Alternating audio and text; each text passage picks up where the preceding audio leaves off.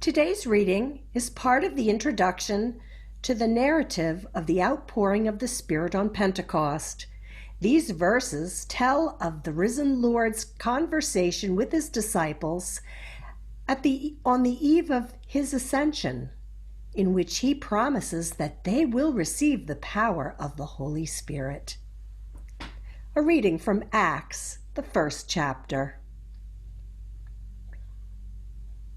When the apostles had come together, they asked Jesus, "Lord, is this the time when you will restore the kingdom to Israel?"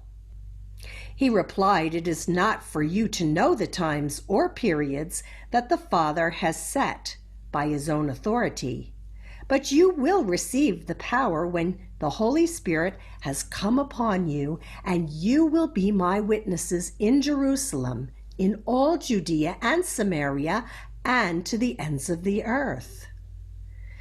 When he had said this, they were watching. He was lifted up, and a cloud took him out of sight. While he was going, they were gazing up toward heaven, and suddenly 2 men in white robes stood by them. They said, "Men of Galilee, why do you stand looking upward toward heaven?